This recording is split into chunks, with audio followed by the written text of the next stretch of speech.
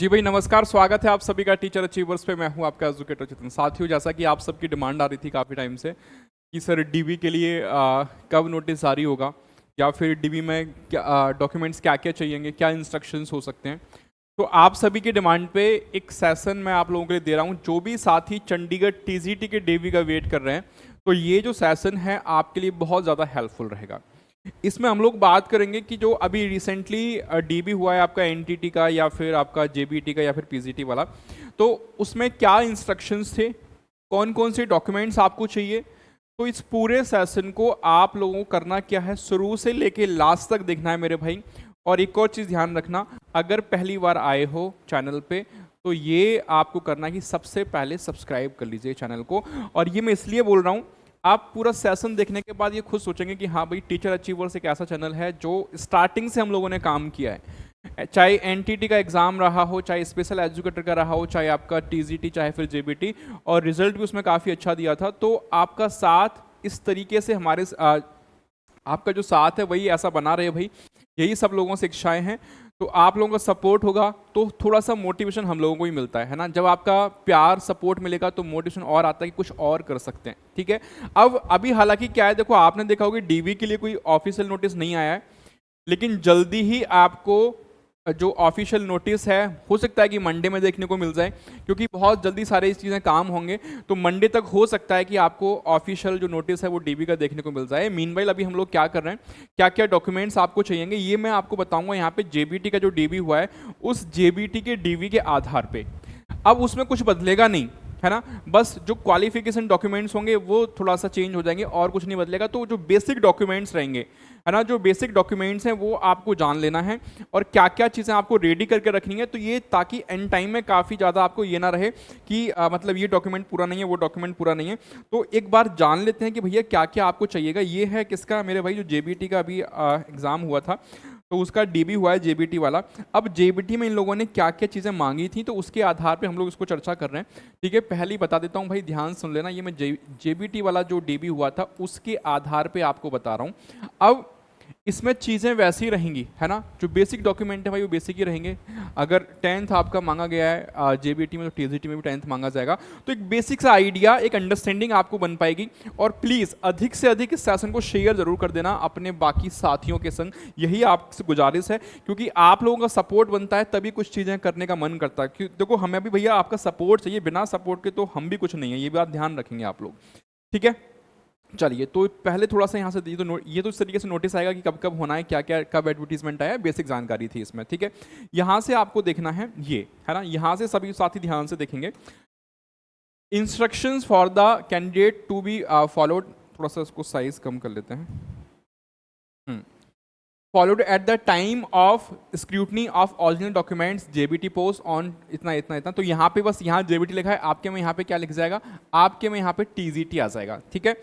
तो जो भी डेट आएगी वो डेट यहाँ पे मेंशन हो जाएगी, ठीक है। और जो वेन्यू होगा वो भी आपको देखने को मिल जाएगा। ये जो हुआ था जेबीटी वाला, ये हुआ था auditorium government girls model senior secondary school sector 18 Chandigarh. आपका डीबी होगा चंडीगढ़ में, ये बात कन्फर्म है। आपका जो डीबी है वो चंडीगढ़ में ही होगा, ये बात आप ध्यान रखेंगे, ठीक है। तो चंडीगढ़ में आपका डीबी होना है। अब यहाँ से देखना, all the candidate first, all the candidates must have print out of online application with photograph pasted on it. सबसे पहली चीज ध्यान रखेंगे, जो भी आपका एप्लीकेशन फॉर्म था, जो भी आपका एप्लीकेशन फॉर्म था वो आपके पास सुरक्षित होना बेहद जरूरी है, जो आपने भरा था। फिर दूसरा पॉइंट क्या है, photograph declaration on application and all the photocopies attached with the print out are to be signed by the candidates. Registration number and roll number is also to be written on each document attached with the application.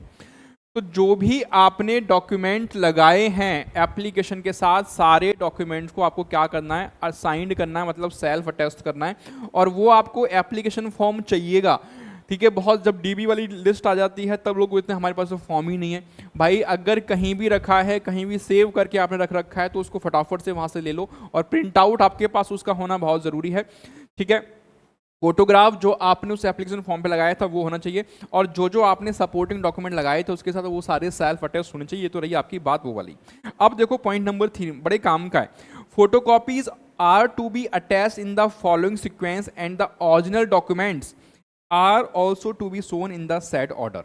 देखो ये sequence में लगा के रख लेना, अभी ये sequence में आप लोग लगा के रखना। ये मैं फिर से बोल रहा हूँ, ये आपका जेबीटी का है, लेकिन तुम्हारे टीजीटी में भी नहीं बदलेगा कुछ भी। यहाँ से आप लोगों को एक आइडिया मिल जाएगी, बेसिक अंडरस्टैंडिंग मिल जाएगी कि क्या क्या चीज़ें आपको ध्यान रखनी है। ठीक है, अब यहाँ पे थोड़ा सा ध्यान से समझना इन चीज़ों को, किस सीक्वेंस में किस ऑर्डर में आपको ये लगाना है।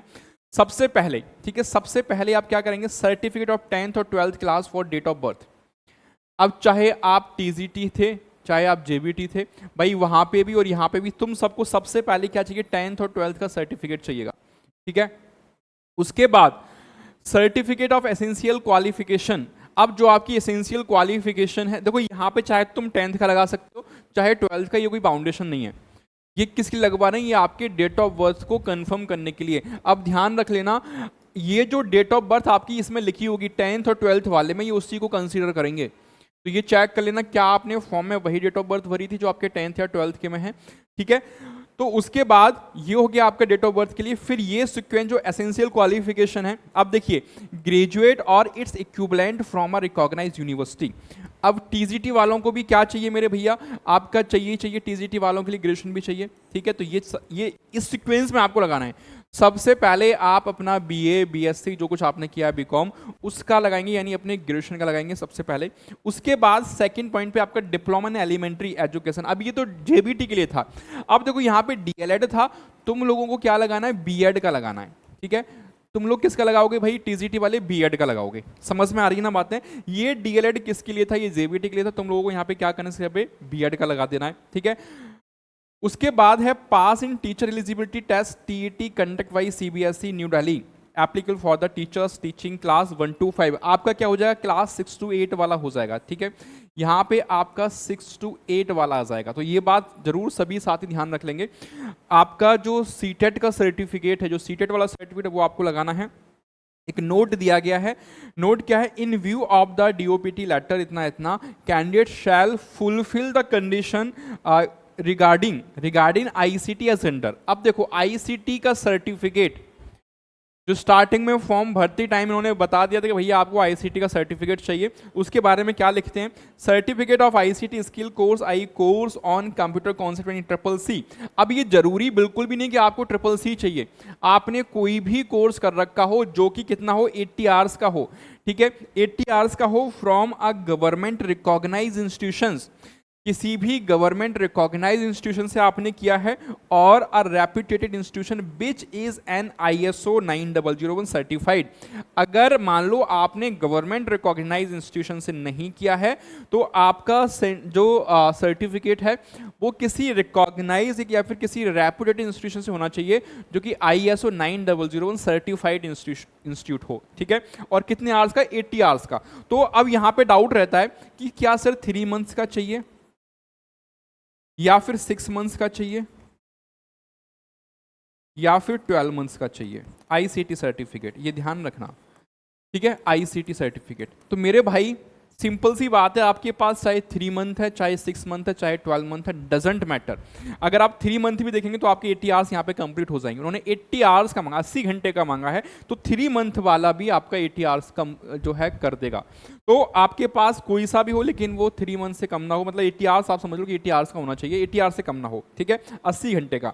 अब वो कहाँ से होना चाहिए, ये बिल्कुल जरूरी नहीं कि CCC जो हो, है ना। कुछ लोगों को डाउट है कि क्या CCC चलेगा, नहीं। आपके पास CCC के अलावा कोई भी सर्टिफिकेट है जो किसी गवर्नमेंट रिकॉग्नाइज इंस्टीट्यूशन से आपने किया हुआ है, या फिर किसी ऐसे इंस्टीट्यूट से किया जो रेप्यूटेड है और जो ISO 9001 सर्टिफाइड है। ठीक है, उसके बाद और डिपार्टमेंट ऑफ इलेक्ट्रॉनिक्स एक्रेडिटेशन यानी कंप्यूटर कोर्स, जो ये बात करें डोएक की। ठीक है, डोएक की ये बात कर रहे हैं, गवर्नमेंट ऑफ इंडिया, और from NIELIT and its authorise institution at the time of their appointment. तो देखो ये वाली बात बहुत ध्यान देने वाली बात है, eight the time of their appointment. अब मेरे भाई एक बात ध्यान रखना, देखो होता क्या है यहाँ पे, आप लोगों को मालूम है कि 3 टाइम्स यहाँ बुलाए जाएंगे कैंडिडेट। ठीक है, 3 टाइम कैंडिडेट बुलाए जाएंगे। अब सपोज करो कि किसी भी उसमें आपकी पोस्ट है 7। ठीक है, मान लो किसी भी सब्जेक्ट आपके 7 पोस्ट हैं, और उसका 3 टाइम अगर हम कर देंगे तो कितना, 21 कैंडिडेट को बुलाएंगे। 21 कैंडिडेट को बुलाया जाएगा। ध्यान देना, अब सपोज करो कि जो कैंडिडेट जो है, देखो सिलेक्शन तो केवल 7 को ही मिलेगा, लेकिन जिन 21 को बुलाया जाएगा, जो 21 वाला कैंडिडेट है, अगर इसके पास अभी आईसीटी का सर्टिफिकेट नहीं है तो कोई दिक्कत नहीं आएगी, है ना, उसका डीबी हो जाएगा, उसका डीबी हो जाएगा, ठीक है। लेकिन अगर ये बाकी के जो सारे जो बच्चे थे इससे ऊपर के, अगर वो उनके डॉक्यूमेंट में कोई कमियां निकलती है, ठीक है, तो उस टाइम जब इसका अपॉइंटमेंट होगा तो उस टाइम पे आपको आईसीटी सर्टिफिकेट सबमिट करना पड़ेगा। अगर डीबी के टाइम पे अभी आपके पास है तो अच्छी बात है, वेल एंड गुड। अगर नहीं है तो आप इसको बाद में भी सबमिट कर सकते हैं, ठीक है। ये बात सभी साथी ध्यान रखेंगे, यानी at the time of appointment चाहिएगा। This condition is to be qualified before issuing of appointment letter, ठीक है। जब आपको अपॉइंटमेंट लेटर इशू होगा उससे पहले ये आपके पास होना बेहद बेहद जरूरी है। अब इससे एक चीज समझ लो, जो ऐसे साथी हैं, जैसे मेरे पास ये डाउट आ रहा था कि सर हमने ट्रिपल सी का फॉर्म भर दिया लेकिन अभी उसका रिजल्ट नहीं आया है, उसका भी एग्जाम नहीं हुआ है, ठीक है, ये सारे कंसर्न आ रहे थे, तो क्या चलेगा? अभी भाई आपका डीबी हो जाएगा, अभी वो आपको डीबी से बाहर नहीं करेंगे, अभी आपको किसी भी हालत में इस सर्टिफिकेट की वजह से डीबी से बाहर नहीं करेंगे। और जब आपका अपॉइंटमेंट होगा, जब आपको अपॉइंटमेंट लेटर मिलेगा, उस टाइम तक आपको सबमिट कर देना है, ठीक है। तो बात क्लियर हो गई। अब ये डाउट भी क्लियर हो गया कि अभी हमने फॉर्म भरा, एग्जाम नहीं हुआ है, रिजल्ट नहीं आया, तो कोई दिक्कत नहीं मेरे भाई, अभी आप जो ट्रिपल सी वाला फॉर्म है वो लगा दीजिएगा, उसकी जगह पे कोई दिक्कत नहीं आएगी उससे। आपका जो डीबी है, डीबी हो जाएगा, और जब आपको अपॉइंटमेंट लेटर इशू होगा तब आपको वो सबमिट करना पड़ेगा, ठीक है। तो अब आप निश्चिंत रहिए, ट्रिपल सी वाले भी, ये बात एकदम क्लियर है, सारी चीजें वही हैं, ठीक है। उसके बाद है सर्टिफिकेट, यानी ये हो गया। उसके बाद सी पॉइंट आता है हमारा सर्टिफिकेट ऑफ रिजर्व कैटेगरी। अगर आप एससी, ओबीसी, एसटी या ईडब्ल्यूएस वगैरह किसी भी कैटेगरी से बिलोंग करते हैं तो उसका सर्टिफिकेट आपको चाहिएगा रिगार्डिंग क्रीमी लेयर, ठीक है। ये सर्टिफिकेट आपको चाहिए, मतलब इस सीक्वेंस में लगाना है, समझ लिया ना। सबसे पहले आप क्या लगाएंगे? 10th की मार्कशीट लगाएंगे डेट ऑफ बर्थ के लिए, या 12th लगा सकते हैं।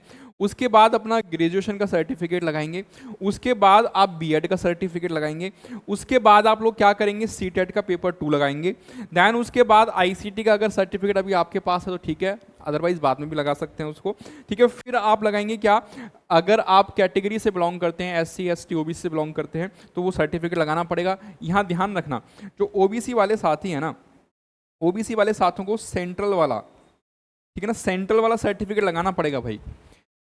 ओबीसी वाले जो हैं, आपके पास अगर सेंट्रल का सर्टिफिकेट नहीं है तो सेंट्रल का ही चलेगा, सेंट्रल का बनवा लेना, सेंट्रल का सर्टिफिकेट आपको चाहिए, ठीक है। आपके स्टेट वाला नहीं चलेगा ओबीसी वालों के लिए, ठीक है। उसके बाद क्या है नेक्स्ट, अगले सीक्वेंस पे आप क्या लगाएंगे?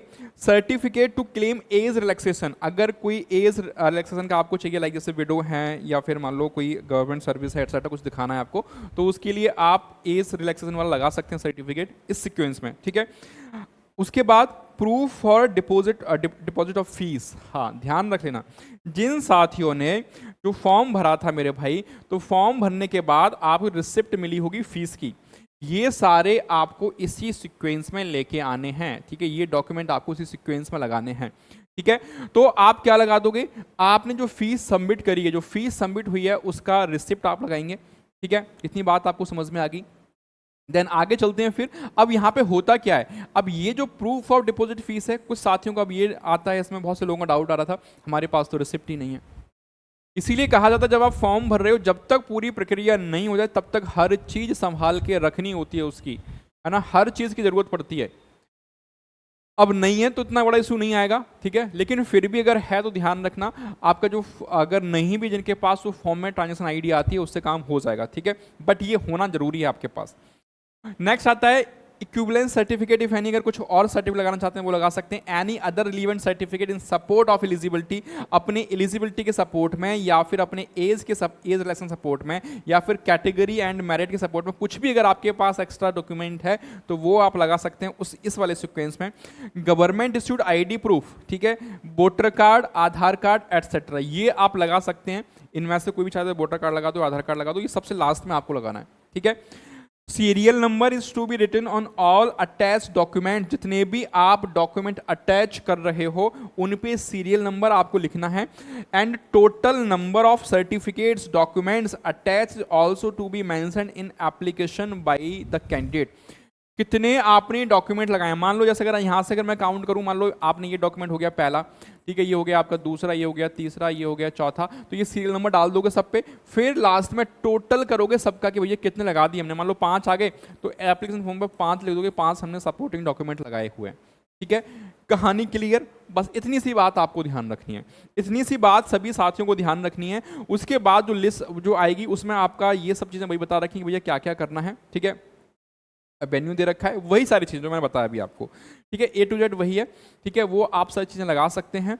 और इसके बाद यहाँ पे होगी उन जो 3 टाइम्स कैंडिडेट होंगे, जो 3 टाइम्स कैंडिडेट होंगे उनकी लिस्ट होगी, ठीक है। ये JBT वाले साथियों की है, ठीक है, ये 1.5 टाइम थी। आपका जो TGT का आएगा वो 3 टाइम्स आएगा, ठीक है। TGT वाला 3 टाइम्स आएगा, तो इसमें जिनका नाम होगा और यहाँ बताया, यहाँ पे टाइम भी देगा, ठीक है। शायद आपका 2 दिन हो DB, तो यहाँ टाइम बता देगा भैया किस किस का किस डेट में है, ठीक है, कितने बजे है, ये आपके नाम के आगे यहाँ पे मेंशन होगा, तो उस हिसाब से आप अपना नाम चेक कर लीजिएगा।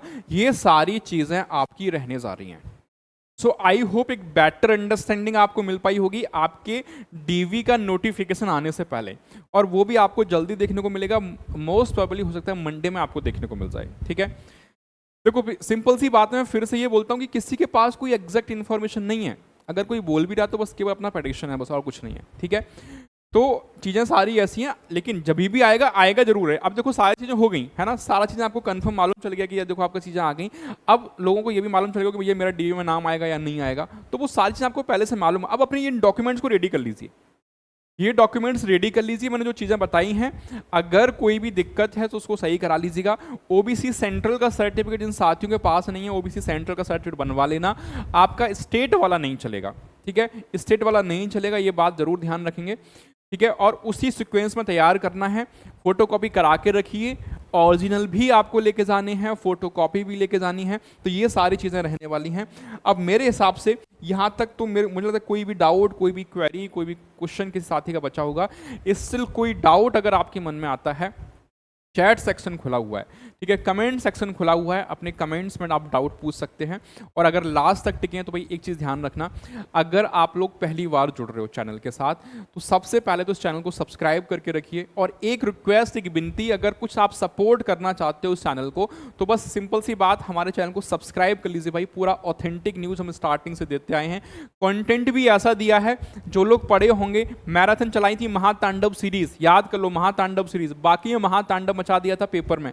12 में से 12 बच्चे TGT में स्कोर करके आया टीचिंग एप्टीट्यूड के अंदर। ICT में भी बच्चा जो है 10 नंबर लेके आ रहा है, 11 नंबर लेके आ रहा है, 8 नंबर लेके आ रहा है, ठीक है। इस तरीके से बाकी सारे सेक्शन में भी है ना, काफ़ी अच्छा रिजल्ट टीचर अचीवर्स ने आपको दिया था। तो आप लोग बस इतना सपोर्ट बनाए रखिएगा, अन्य साथियों तक जरूर शेयर कर दीजिएगा। कोई डाउट रहेगा तो कमेंट में पूछ लीजिएगा, ठीक है, कमेंट्स में आपको आंसर मिल जाएगा, ठीक है। चलिए फिर मिलेंगे अगले सेशन में। बहुत बहुत धन्यवाद, थैंक यू सो मच।